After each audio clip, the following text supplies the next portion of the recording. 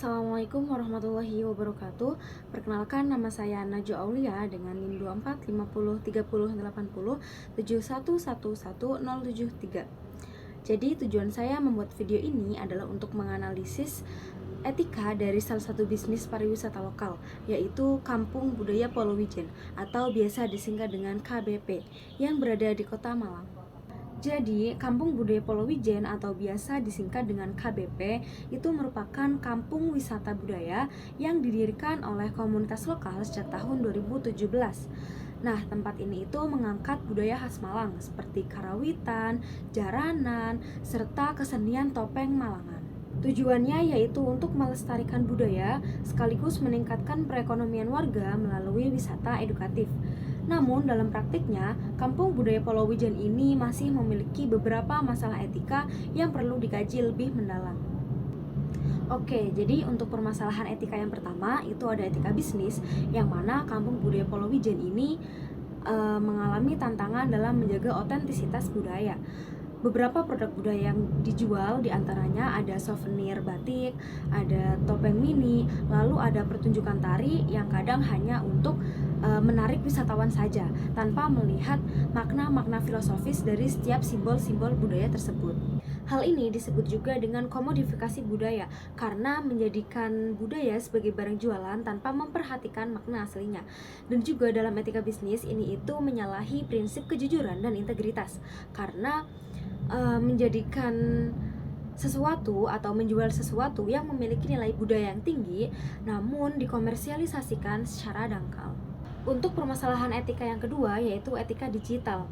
Dari aspek etika digital ini, Kampung Budaya Polowijen atau biasa disingkat dengan KBP ini sangat aktif dalam mempromosikannya, baik itu melalui Instagram, TikTok, maupun YouTube. Namun, seringkali konten yang dibagikan itu berupa foto atau video anak-anak lokal yang ikut serta dalam menari ataupun tampil, tanpa adanya izin dari orang tua yang telah diberikan. Padahal di dalam pedoman etika digital, apalagi setelah diberlakukannya Undang-Undang Perlindungan Data, setiap foto atau video anak-anak itu harus disertai dengan persetujuan wali atau orang tuanya, karena hal ini itu mencakup privasi anak, hak anak, dan juga keamanan digital. Untuk permasalahan etika yang ketiga yaitu etika administrasi. Nah, pengelolaan KBP ini masih bersifat komunitas, belum sepenuhnya profesional. Contohnya, belum ada perizinan, lalu tidak semua kegiatan itu memiliki dokumentasi resmi berupa laporan keuangan.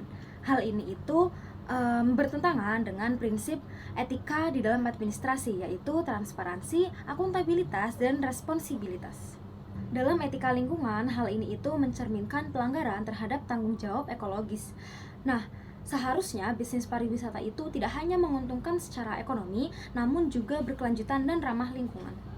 Untuk permasalahan etika yang kelima yaitu ada etika nilai dan norma budaya. Jadi di KBP ini pernah mengadakan suatu pertunjukan tentang kebudayaan Malang dengan diiringi musik remix modern. Nah, hal ini itu menuai banyak kritikan dari beberapa budayawan karena dianggap melecehkan nilai-nilai sakral dari budaya tradisional tersebut. Secara normatif, penggabungan dua elemen yaitu elemen budaya tradisional dan elemen budaya modern itu memang bisa menjangkau wisatawan muda. Namun, kita juga harus tetap memperhatikan nilai-nilai budaya lokal tersebut agar tidak kehilangan maknanya. Lalu untuk solusi dari masing-masing etika yaitu yang pertama ada etika bisnis. Nah, setiap produk budaya itu sebaiknya disertai dengan deskripsi makna, baik secara tertulis maupun QR code atau yang terhubung dengan video edukatif. Lalu untuk solusi dari permasalahan etika yang kedua yaitu etika digital. Nah, pengelola itu wajib membuat formulir izin publikasi konten digital terutama untuk anak-anak dan lansia. Lalu untuk solusi yang ketiga yaitu etika administrasi. Nah, komunitas KBP ini dapat dibantu oleh mahasiswa magang atau relawan untuk menyusun sistem pelaporan kegiatan dan keuangan berbasis digital. Lalu untuk solusi etika yang keempat yaitu ada etika lingkungan. Nah, mendorong program ekowisata seperti gerakan bawa tumbler sendiri, bank sampah komunitas, lalu workshop daur ulang untuk wisatawan. Dan untuk solusi etika yang terakhir, yaitu ada etika norma dan nilai kebudayaan, itu perlu adanya tim kurator budaya atau pengawas nilai lokal untuk mengontrol pementasan dan kegiatan agar tetap otentik dan sesuai dengan adat yang berlaku. Oke, mungkin sekian analisis yang dapat saya sampaikan. Kurang lebihnya mohon maaf. Dan mungkin pesan saya untuk pengelola wisata yaitu untuk tetap menjunjung tinggi nilai-nilai etika di dalam pengelolaan bisnisnya. Assalamualaikum warahmatullahi wabarakatuh.